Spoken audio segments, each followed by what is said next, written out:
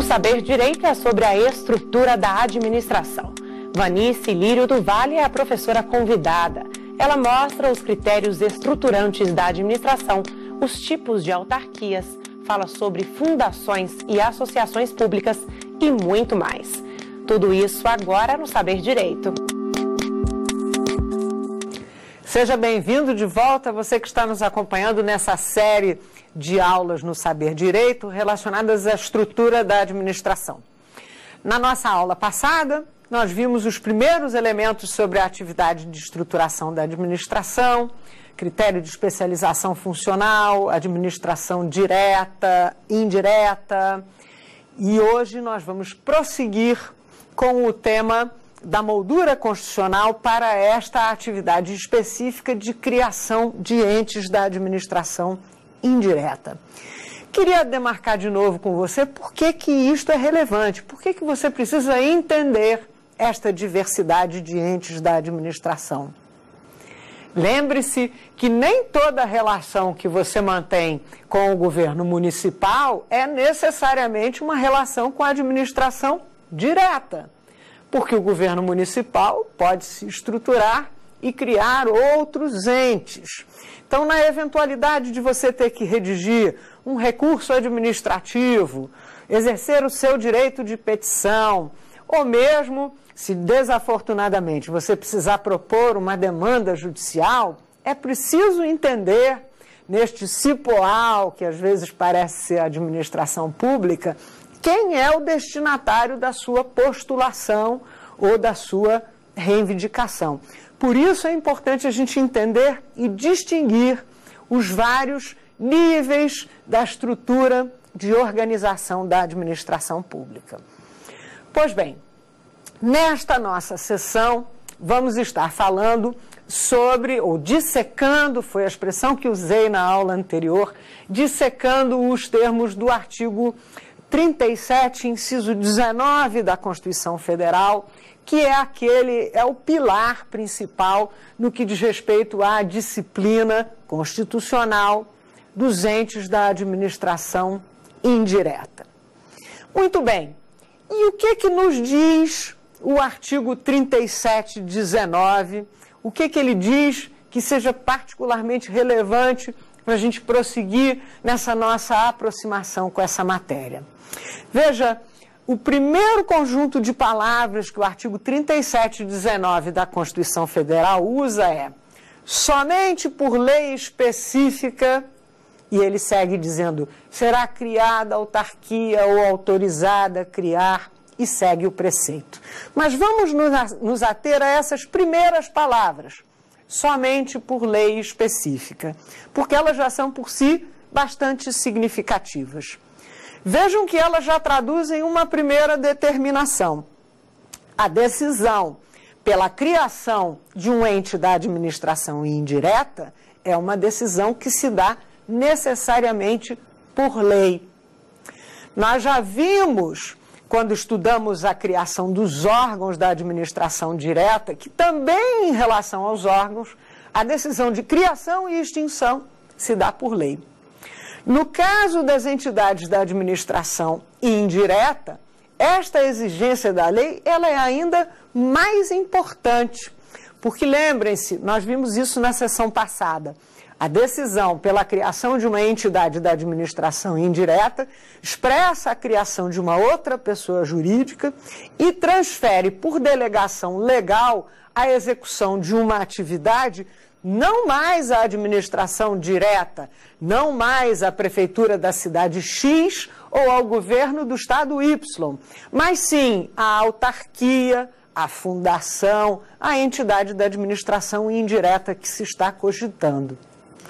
Veja que esta transferência da execução, no caso da criação da entidade da administração indireta, ela implica também em transferir o juízo sobre as políticas públicas mais adequadas naquela matéria, sobre o melhor método de execução dessa atividade. Isto deixa de ser decidido pelo ente da administração direta, pela União, pelo Estado, pelo município, pelo Distrito Federal, e passa a ser decidido por esta nova pessoa jurídica por esta entidade da administração indireta que se criou. Por isso é uma decisão muito relevante, né? Ela tem consequências jurídicas expressivas e, por esta razão, a Constituição, no artigo 37-19, sobre o qual vocês vão ouvir muitas vezes nessa nossa sessão ainda, exigiu a criação mediante lei. Vejam que a Constituição disse um pouquinho mais, somente por lei específica. Significa dizer, a decisão legislativa pela criação de uma entidade da administração indireta tem que versar especificamente sobre isto. Nós vamos criar a entidade X, uma autarquia, uma fundação, o que se aplique ao caso, para uma determinada atividade específica, vai se estruturar desta maneira.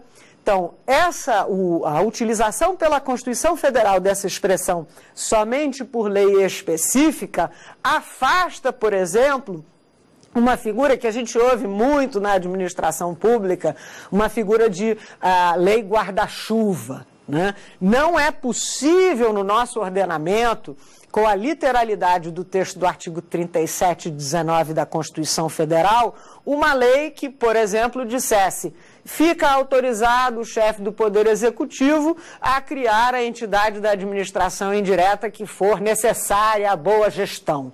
Esse tipo de decisão a Constituição não autoriza quando ela exige lei específica para a decisão de criação de uma entidade da administração indireta. Se a gente seguir na análise do texto do artigo 37-19, nós vamos verificar ainda que ele segue e afirma: somente por lei específica será criada a autarquia ou autorizada a criar fundações, sociedades de economia mista e empresas públicas. Vejam, portanto, uma diferença de tratamento. O artigo 37, inciso 19 da Constituição Federal, quando menciona as autarquias, diz que a lei cria, somente por lei específica será criada. E quando menciona as outras entidades da administração indireta, fundações, sociedades de economia mista e empresas públicas, o artigo 37, inciso 19 da Constituição Federal diz: a lei autorizará a criação. Por que será que a Constituição faz essa diferença? A razão não é difícil de compreender. Vamos pensar nessas espécies societárias em que a Constituição diz será autorizada a criar, né? Portanto, a lei autoriza, não cria. Que espécies são essas? São as fundações, as sociedades de economia mista e as empresas públicas. Veja você que fundação é um tipo de pessoa jurídica, um tipo de pessoa ideal que existe, pode existir na administração pública. O artigo 37-19, inciso 19 da Constituição Federal está autorizando a criação de fundação no âmbito da administração pública, mas elas também existem na iniciativa privada. E nós conhecemos muitas fundações de toda ordem, Fundação Ayrton Senna, Fundação Abrinq, várias fundações criadas, constituídas no âmbito da iniciativa privada. A disciplina das fundações privadas, a gente sabe, está prevista no Código Civil, que preceitua como se cria, o que seja, etc, etc. Então, fundação não é um tipo de pessoa ideal, de pessoa jurídica, que seja exclusivo da administração. Sociedades de economia mista e empresas públicas, nós vamos ver um pouco mais adiante numa outra nossa sessão deste conjunto, são entidades empresariais, são sociedades empresariais. E estas também, com maior razão, existem também no âmbito da iniciativa privada. Nós vamos ver a seu tempo que as sociedades de economia mista se organizam sob a forma de sociedade anônima, que é uma forma societária muito comum na iniciativa privada. Pois bem, então voltando à diferenciação constitucional, o texto do artigo 37-19 da Constituição Federal diz que a lei autoriza criar estas entidades da administração indireta que têm similar na iniciativa privada, a saber, as fundações, as sociedades de economia mista e as empresas públicas. Já a parte inicial do dispositivo, quando alude às autarquias, diz: a lei criará, né, a autarquia. Somente por lei específica será criada, é a literalidade do artigo 37, inciso 19 da Constituição. Por que a diferenciação? Porque estas, sim, autarquias, só existem no âmbito da administração pública. Você jamais terá ouvido falar numa autarquia privada. Esta figura não existe. Por isto, não temos tampouco previsão de como é que se cria uma autarquia no Código Civil ou em qualquer outra lei. Então, por conta desta singularidade da entidade autárquica, que só existe no âmbito da administração pública, por isto, a lei criadora, ela é suficiente para a gênese, para o nascimento da autarquia. Já nas outras espécies de entidades da administração indireta, fundações, empresas públicas e sociedades de economia mista, a lei autorizará a criação. Mas a materialização da criação propriamente dita, a dessa nova pessoa jurídica, se dará com as providências complementares típicas para a constituição de uma fundação, de uma SA, no caso das sociedades de economia mista, ou de uma outra sociedade empresarial, no caso das empresas públicas. Essa é a razão da distinção da letra do artigo 37, 19 da Constituição Federal, quando cuida do processo de criação dessas entidades da administração indireta. Mas há um outro elemento que eu gostaria de destacar com você. Quando nós vimos na sessão passada sobre a criação dos órgãos públicos, eu mencionei a você que a Constituição Federal exige para a criação e a extinção de órgãos públicos lei, né? Esta exigência da Constituição Federal, da lei para a criação ou extinção de órgãos públicos, está contida no artigo 61, parágrafo 1º, inciso 2, a linha E da Constituição Federal. De novo, artigo 61, parágrafo 1º, inciso 2, a linha E da Constituição Federal, vai exigir lei e lei de iniciativa do chefe do Poder Executivo para a criação ou extinção de órgãos públicos. Mas eu também disse a você na sessão passada que as modificações de estrutura, estas poderiam se dar por decreto do presidente da República. Isto está em autorização constitucional constante do artigo 84. No caso das entidades da administração indireta, nós não temos qualquer autorização para que o presidente da República empreenda qualquer alteração na sua estrutura. Significa dizer, uma vez criada a entidade da administração indireta por lei, como o exige o artigo 37, inciso 19 da Constituição Federal, não há autorização para mudança estrutural por parte do chefe do Poder Executivo por ato administrativo. Isto determina, então, a aplicação de um princípio que é conhecido como o princípio da simetria das formas. O que significa o princípio da simetria das formas? Ele exige forma simétrica, a mesma forma, para as decisões que alterem a decisão originária. Então, no tema que estamos vendo, se a Constituição exige a lei para criar, a Constituição também exigirá a lei, porque não há exceção em nenhum outro local, a Constituição também exigirá a lei para a extinção e para outras alterações. Então, se uma entidade da administração indireta se desejar, por exemplo, fundir com outra, vamos fundir duas empresas públicas, isto também exigirá por aplicação do princípio da simetria das formas, uma lei autorizadora.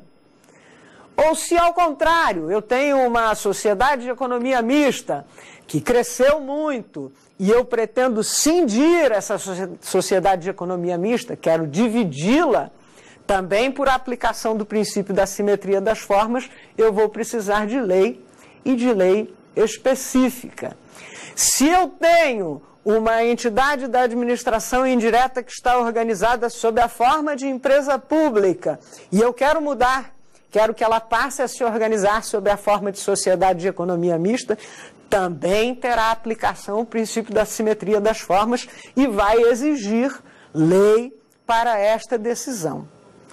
Você pode ainda estar com dúvidas, mas por que na criação e em qualquer outra modificação das entidades da administração indireta, o princípio da simetria das formas tem aplicação total e, portanto, todas as decisões que modifiquem exigem a lei, e isto não se dá no que diz respeito aos órgãos públicos. Lembre-se da referência que eu já lhe fiz. No que diz respeito aos órgãos públicos, nós temos um preceito da Constituição exigindo lei para a criação e extinção, mas temos uma exceção, porque temos outro preceito da Constituição dizendo as modificações estruturais podem acontecer por decreto. Então, aqui, para a criação e a modificação dos órgãos, nós temos uma disciplina constitucional distinta, que não exige a aplicação do princípio da simetria das formas. Mas, continuando o nosso diálogo, nós temos uma outra pergunta. Eu quero saber se o administrador público tem livre escolha para decidir que espécie de ente da administração indireta criar. Esta pergunta é muito oportuna porque ela me permite introduzir o próximo tema que nós vamos estar examinando nessa nossa sessão. Já vimos até agora que o artigo 37, inciso 19 da Constituição Federal nos apresenta 4 espécies diferentes e já vimos na sessão passada, também alguma referência nesta sessão, que o artigo 241 da Constituição Federal, quando trata da gestão associada dos serviços públicos, dos consórcios e dos convênios, abre ensejo para as associações públicas. Ok, então nós temos 5 alternativas. Como é que eu, administrador público, escolho o que eu vou criar? Descobri uma atividade especializada, reconheço que ela precisa de independência, quero criar uma entidade da administração indireta. Como é que eu escolho qual entidade que eu crio? Para essa escolha, ou para compreender como essa escolha se dá, eu preciso discutir com você a circunstância de que vários entes, ou os diversos entes da administração indireta, se regerão por distintos regimes jurídicos. Vamos devagar para que isso fique bastante claro. O que é um regime jurídico? O regime jurídico é uma moldura, é uma disciplina, é um regramento, é uma regra de jogo, amigo, que vai disciplinar uma determinada relação. Pense no regime jurídico do casamento, né, dos bens no casamento. Existe um critério, que é o critério legal, que diz que o regime jurídico ordinário no casamento é o da comunhão de aquestos, a divisão dos bens que se adquirem na constância do casamento. Mas o Código Civil também permite que você pactue um outro regime jurídico, por exemplo, da separação total de bens. Então, isto é um regime jurídico, é a disciplina de como uma determinada relação jurídica vai se dar. Pois bem, a administração pública tem o seu regime jurídico próprio, que é desenhado, ou começa a ser desenhado, no texto da Constituição Federal.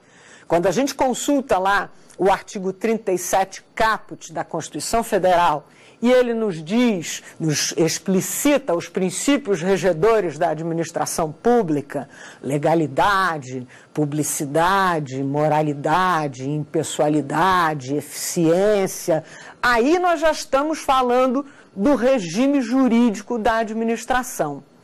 Mas há outros elementos que integram o chamado regime público, que é o regime da administração. em várias outras cláusulas constitucionais, o Constituinte estabeleceu regras do jogo para a administração. Pensem bem, o Constituinte disse, no artigo 37, inciso 2, por exemplo, que a maneira para se ingressar nos quadros da administração pública é o concurso público. Isto é uma cláusula do regime jurídico da administração. E existem várias outras espalhadas por todo o texto constitucional.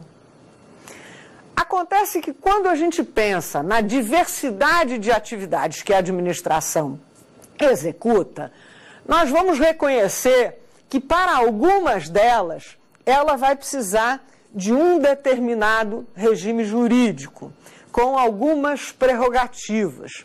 Para outras atividades, isso não será tão necessário.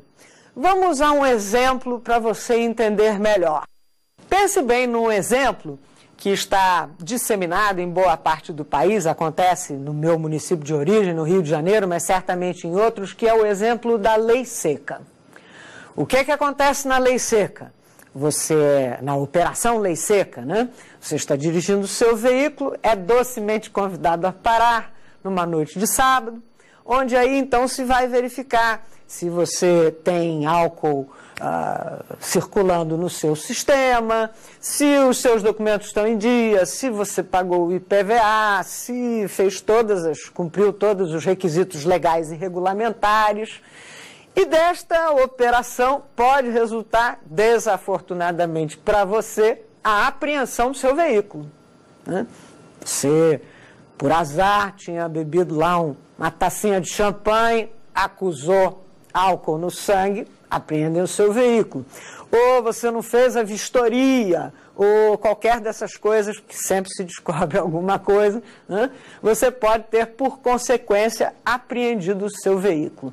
Pois bem, esta medida de apreensão do seu veículo é uma medida que exige da administração pública uma prerrogativa que ela tem e nós particulares não temos, que é a prerrogativa de invadir a esfera de liberdade alheia.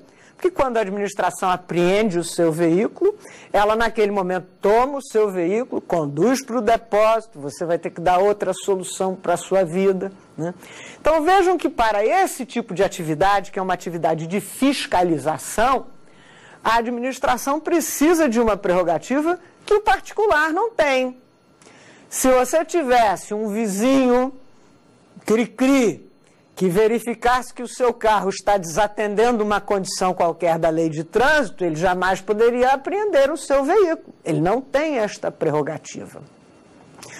Há outras atividades que a administração desenvolve em que ela talvez não precise do mesmo grau de prerrogativas. Vamos supor que a administração tivesse uma entidade da administração indireta onde ela, a exemplo do que acontece aqui no Saber Direito, ela gravasse aulas de matérias de conhecimento geral para ampliar o conhecimento da sua população. Ora, esta é uma atividade que não exige um regime de prerrogativas de força, porque esta é uma atividade que não reclama esse tipo de intervenção. Muito bem, então o que a gente pode perceber é que em algumas atuações da administração, ela vai precisar valer das chamadas prerrogativas da administração pública. Em outras, não. Elas podem atuar em igualdade de condições com os agentes privados. Muito bem, vamos lembrar o conceito de prerrogativa. O que é prerrogativa? Prerrogativa é um tratamento diferenciado que se confere a alguém para obter uma finalidade específica. Pense nas prerrogativas do advogado. Constitui prerrogativa do advogado ter acesso ao magistrado para poder despachar e formular um determinado requerimento que seja de interesse do seu cliente, um habeas corpus, por exemplo, ou uma antecipação de tutela numa ação de alimentos. Então vejam que este acesso que é assegurado ao advogado, ele é assegurado não para o prazer do advogado, mas para que ele possa desempenhar a sua função própria, que é de defesa do interesse do seu cliente. Isto é uma prerrogativa. A administração pública, portanto, detém também prerrogativas. As prerrogativas da administração, elas são fundamentais para que a administração possa desenvolver as atividades de interesse público, de proteção ao interesse público. Voltemos ao exemplo da lei seca. Por mais desconfortável que possa ser aquele que é parado na operação e tem o seu veículo apreendido, se ele está, por exemplo, com álcool no seu sistema, ele seguir circulando livremente com o veículo é uma ameaça ao interesse público, ao interesse coletivo. Portanto, a administração pública tem a prerrogativa de invadir a esfera de liberdade dele e apreender o veículo para, com isso, poder atender ao interesse coletivo.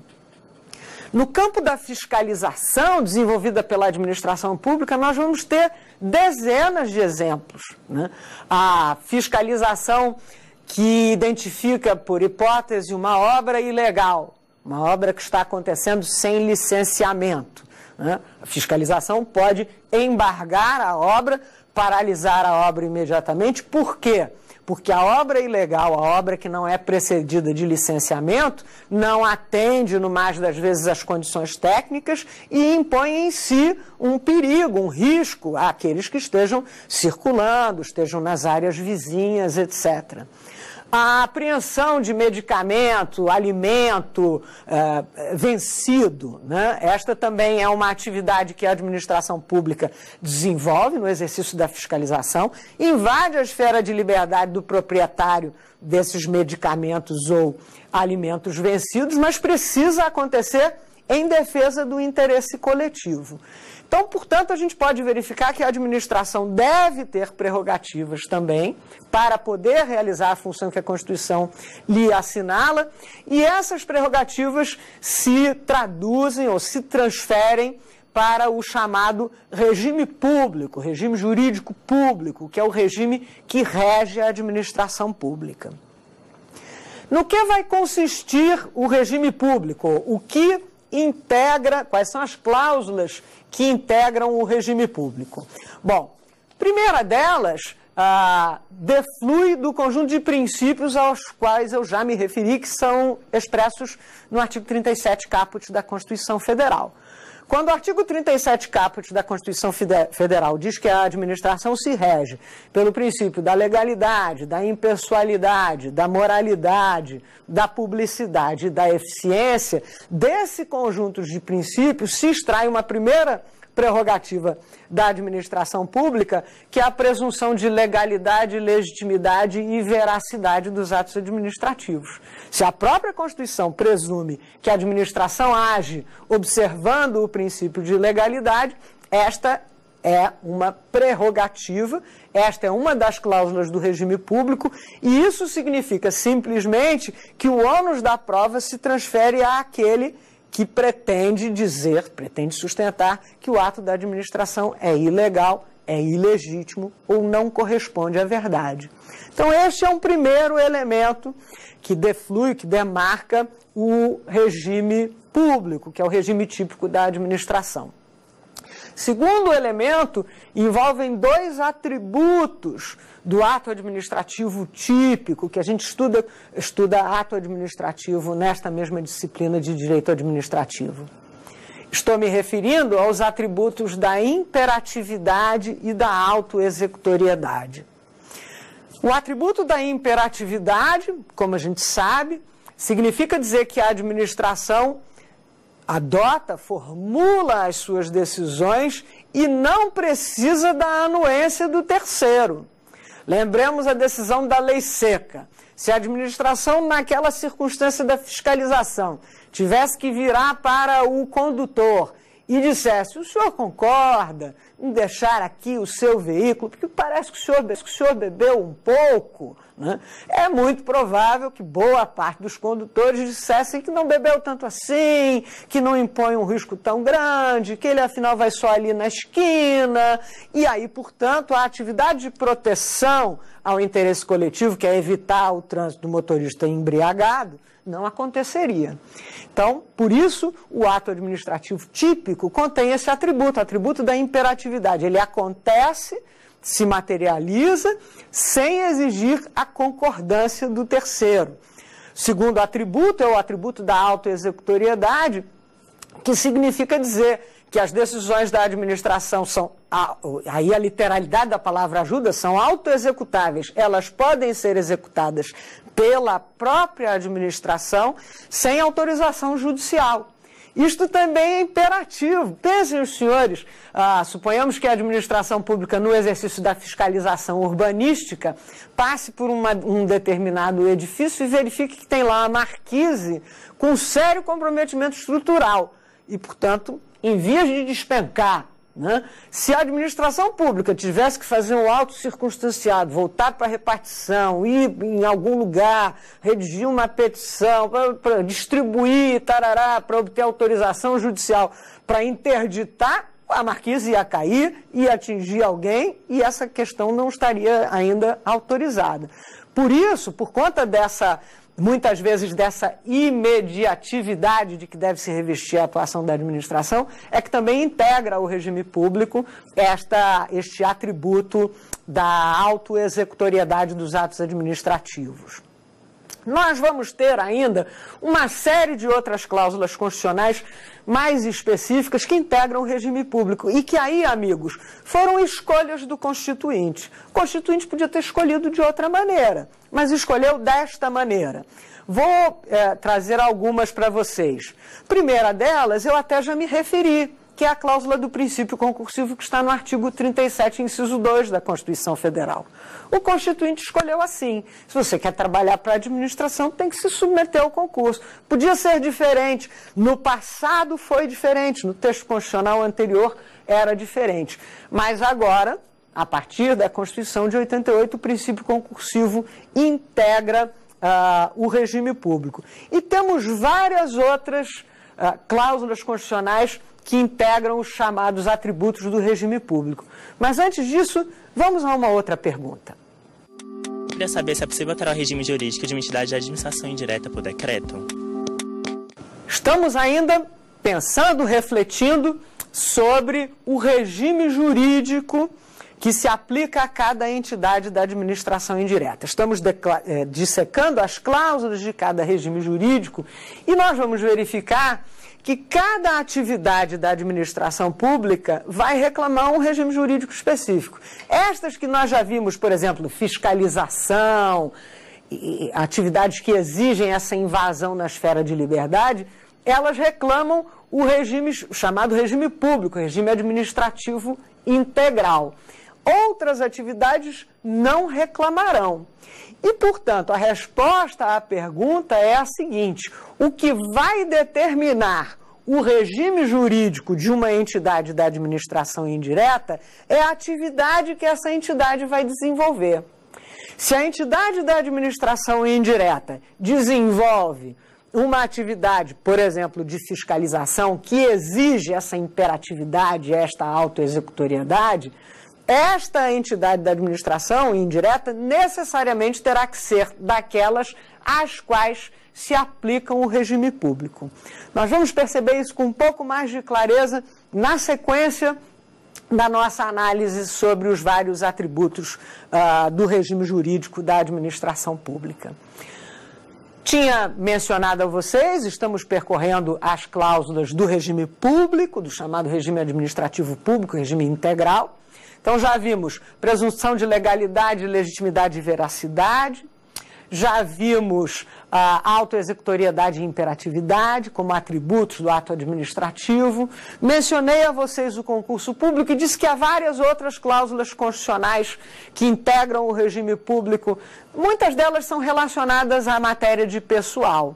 Vejam, a par do princípio concursivo, nós vamos ter também, por exemplo, a vedação à acumulação de cargos ou empregos.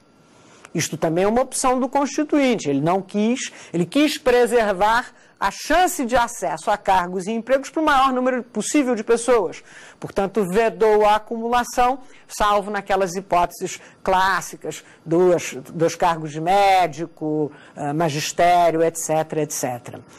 Ainda no campo de pessoal, nós vamos ter também como cláusula integrante do regime público o teto constitucional remuneratório, que é um limite máximo de remuneração. Nós vamos ter ainda outras cláusulas constitucionais integrando o regime público, aí já fora da matéria de pessoal. Cito para vocês o regime de pagamento dos débitos definidos por decisão judicial, o regime de precatórios, isso integra, está previsto no artigo 100 da Constituição Federal, integra também o regime público. Nós temos o regime de responsabilidade civil objetiva, que está previsto no artigo 37, parágrafo 6º da Constituição Federal, que também integra o regime público. Nós temos a proteção dos bens contra uso capião, que está previsto no artigo 183, parágrafo 3º e 191, parágrafo único, ambos da Constituição Federal, que também integram o regime público. E como um último exemplo, posso citar também a execução dos seus créditos mediante procedimento especial, que é o procedimento da Lei de Execução Fiscal, que é a Lei 6.830 de 1980. Esses atributos todos integram, portanto, o chamado regime administrativo integral, o regime público. Bom, mas existe outro regime que possa se aplicar à administração pública? Ah, existe. Vejam que o artigo 173, parágrafo 1º da Constituição Federal, ele vai prever a possibilidade das chamadas derrogações de algumas dessas cláusulas do regime público. Lembrem-se que mencionei a vocês que em algumas atividades a gente precisa de todos esses atributos do regime público. Precisa da autoexecutoriedade, precisa da imperatividade, mas em outras não, né? O artigo 173 está justamente, no seu parágrafo 1º, mas do 173 em geral da Constituição Federal, está justamente tratando de uma atividade em que a administração, mais do que não precisa de todos os atributos do regime público, se ela agisse com esses atributos, isso seria contraproducente. Vou explicar melhor. O artigo 173 da Constituição Federal, ele está tratando das hipóteses em que a administração vai desenvolver atividade econômica. Nós vamos voltar a isso em alguns momentos aí ao longo das nossas sessões. E o artigo 173 diz que o Estado brasileiro, ele não é agente principal, agente executor principal da atividade econômica. O nosso modelo é o modelo do chamado Estado subsidiário. E ele só deve desenvolver atividade econômica, diz o próprio artigo 173, nas hipóteses de segurança nacional e relevante interesse coletivo, né? Nestas hipóteses, o artigo 173 vai autorizar que a administração pública desenvolva atividade econômica, atividade empresarial, para proteger esse relevante interesse. E para essas situações, por exemplo, pense você, as cláusulas do regime público não são necessárias. Imagine se no desenvolvimento da atividade econômica é preciso autoexecutoriedade e imperatividade. Pense você se algum outro agente econômico tem essas prerrogativas da autoexecutoriedade ou da imperatividade.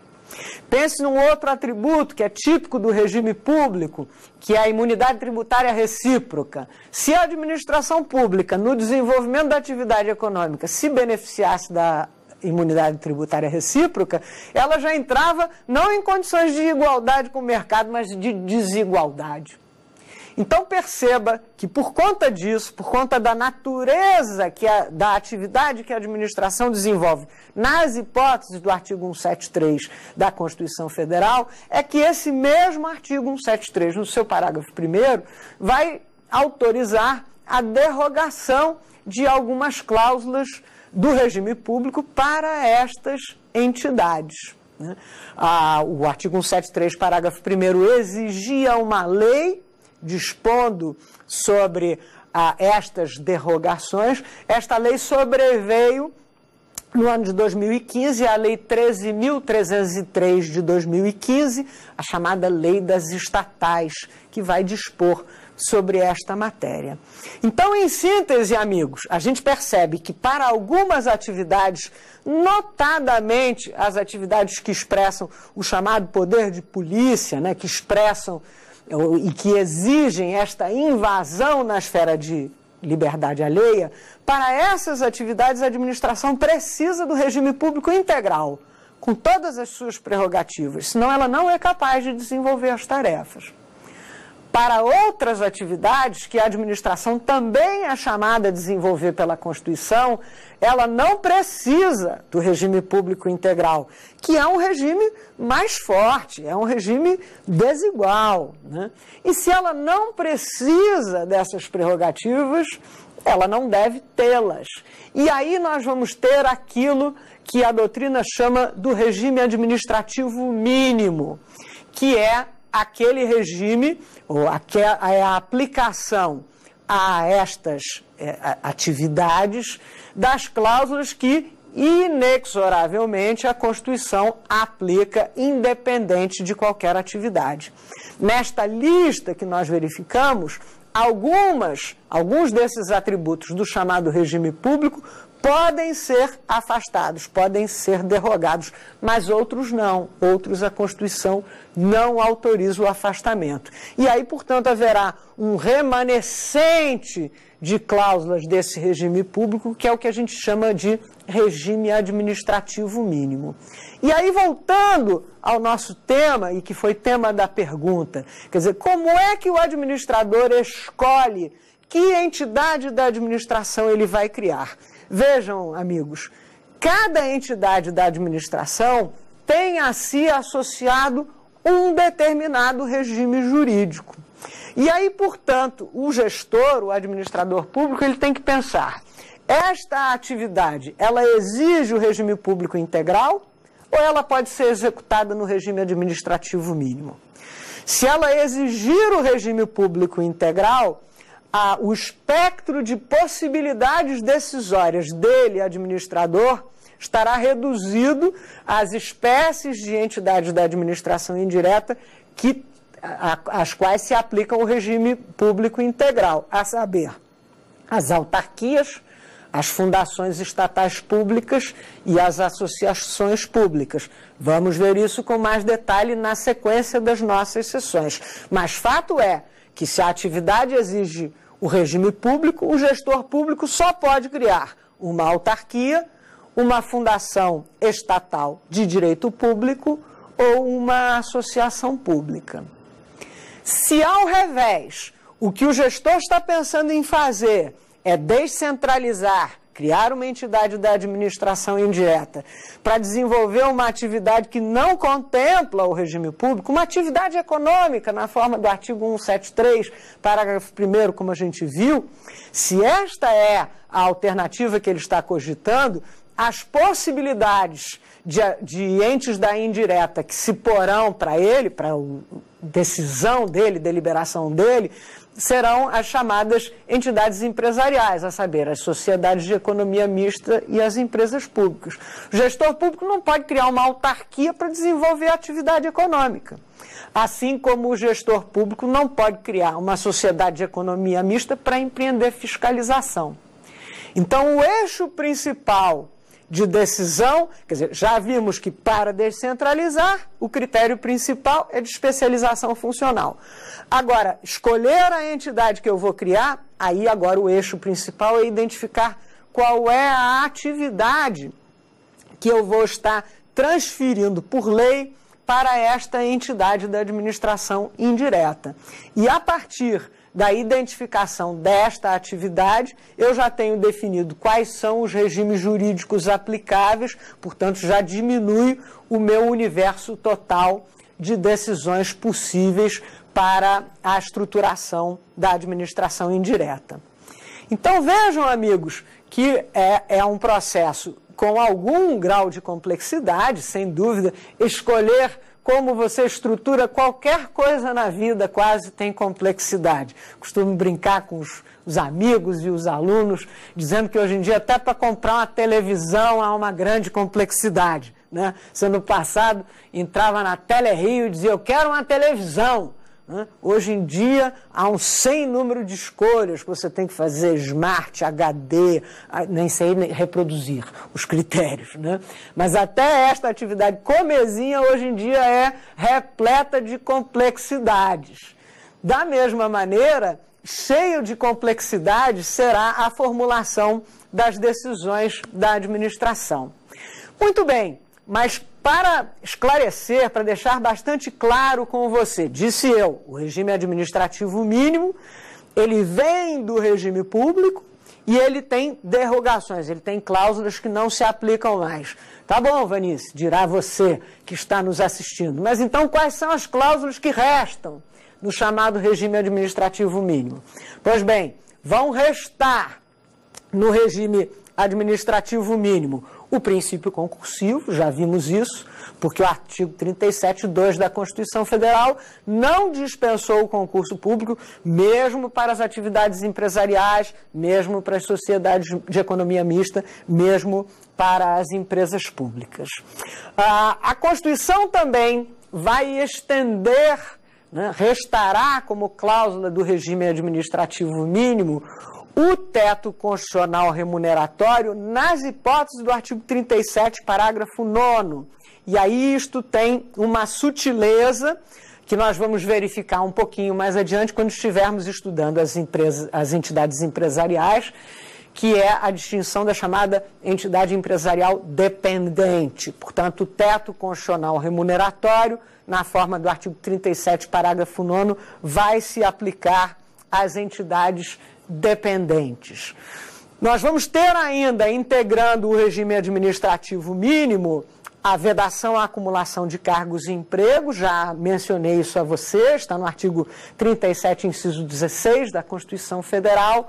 Vamos ter o dever de licitar, que temos no artigo 37, 21 como cláusula geral, e temos agora uma disciplina específica do dever de licitar para as entidades empresariais, que está na Lei 13.303 de 2015, a chamada Lei das Estatais, que eu já mencionei a vocês. Então, na essência, essas são as cláusulas que vão integrar o regime administrativo mínimo. Mas temos agora uma outra pergunta para a gente responder. Eu gostaria de saber se existe ente da administração submetido totalmente ao regime privado. Essa pergunta é muito boa para um esclarecimento adicional. Acabamos de ver as cláusulas que integram o chamado regime administrativo mínimo. Estas, meus amigos, elas são inafastáveis.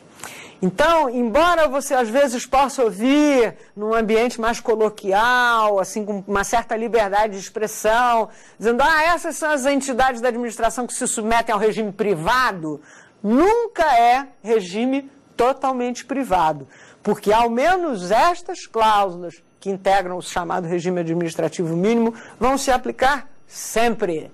Então, você jamais terá uma entidade da administração indireta, por exemplo, em que as pessoas possam integrar os quadros sem concurso. Você jamais terá uma entidade da administração indireta, por exemplo, que não se submeta a algum nível de controle pelo Tribunal de Contas. E assim vai, né? Então, a aplicação do regime privado absoluto à administração, a qualquer entidade da administração pública, inclusive entidades da administração indireta, isto não existe, isso não é possível por imperativo constitucional. Só para facilitar seu acompanhamento e rememorar tudo isso que nós estamos vendo aqui agora, eu queria lembrar a você que as entidades que se submetem ao regime público, elas estão listadas lá no artigo 41 do Código Civil. Ele vai nos auxiliar nesta lembrança e vai indicar que se submetem ao regime público a União, os estados, o Distrito Federal e os territórios, os municípios, as autarquias, inclusive as associações públicas, que são aquelas ligadas lá ao artigo 241 da Constituição Federal, já falamos sobre ele um pouco e voltaremos a falar na nossa próxima sessão. E, finalmente, o artigo 41 do Código Civil ainda abre uma possibilidade para a submissão ao regime público de outras entidades de caráter público que venham a ser criadas por lei. Então, se você quer uma listinha para facilitar os seus estudos das entidades da administração que se submetem ao regime público, consulte o artigo 41 do Código Civil brasileiro. Muito bem.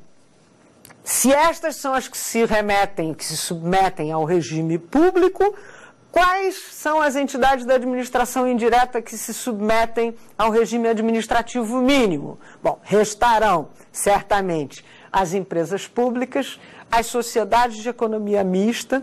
Nós vamos ver que a lei de consórcios prevê as associações públicas, mas também é possível que a atividade consorciada se submeta ao regime administrativo mínimo, portanto, podemos ter associações submetidas ao regime administrativo mínimo. E temos, finalmente, a questão das fundações, que podem, hoje, fundações estatais, a partir da emenda 19, podem se submeter ao regime público integral, podemos ter uma fundação estatal de direito público, e podem se submeter também ao regime administrativo mínimo, podemos ter uma fundação estatal de direito privado, como veremos na nossa próxima sessão. Para arrematar essas nossas considerações, eu queria trazer a notícia de um precedente no Supremo Tribunal Federal que empreendeu justamente esta relação natureza da atividade e regime público, né? Portanto, natureza da atividade e regime jurídico. O precedente a que eu estou me referindo foi uma ação direta de inconstitucionalidade, a ADI 1717, ADI 1717, em que analisava-se a possibilidade de afastamento do regime autárquico das entidades que empreendiam a fiscalização profissional. Vejam, a ideia da lei que estava sendo objeto da ADIM 1717 era dizer fiscalização profissional pode ser desenvolvida por entidade que não tem natureza autárquica, entidade privada. E o que disse o Supremo Tribunal Federal? Não, é da essência da atividade de fiscalização, e foi a isso que nós nos referimos aqui várias vezes, que esta atividade se desenvolva sob o regime público.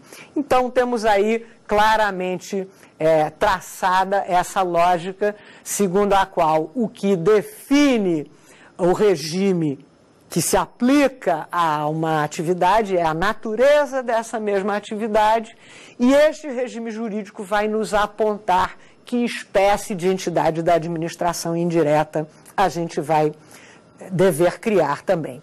Muito bem, então, resumindo aquilo que nós vimos agora nesta sessão, nós examinamos as espécies de entidades da administração indireta que nos foram trazidas pelo artigo 37, 19 da Constituição Federal, 37, inciso 19 da Constituição Federal. Vimos que esta atividade de criação de entidades da administração indireta está sujeita à reserva da lei e ao princípio de simetria das formas. Portanto, a lei cria, extingue e empreende a qualquer outra espécie de modificação na vida ou no conteúdo desta entidade da administração indireta. Vimos também que o que vai definir o tipo de entidade da administração indireta que eu vou criar é a atividade que eu estou transferindo por delegação legal a esta mesma entidade da administração indireta. Portanto, nós vimos como ideia central que a escolha do administrador ela é pautada por todos esses critérios. Então, embora ele tenha para si um leque de alternativas para escolher, ele tem que escolher, dentre as espécies de entes da administração indireta, aquela que tenha a si aplicado o regime jurídico que seja próprio para a atividade que se está transferindo à execução por esta mesma entidade. Portanto, não é uma escolha livre, discricionária, absoluta do administrador, mas ela é pautada pelos objetivos na sua decisão sobre a estrutura da administração. Na nossa próxima sessão, nós vamos já estar examinando espécies de entidade da administração indireta específica, mais claramente vamos estar examinando as autarquias, tanto as autarquias chamadas ordinárias, aquelas previstas originalmente no texto da Constituição, como também as chamadas autarquias especiais, introduzidas a partir da emenda 19, a saber, as chamadas agências executivas, e um olhar mais atento para esse fenômeno da hora, que são as agências reguladoras. Conto com você na próxima sessão. Até lá. Ficou com dúvidas? Então mande um e-mail para saberdireito@stf.jus.br. E você também pode estudar pela internet a seção do site tvjustiça.jus.br.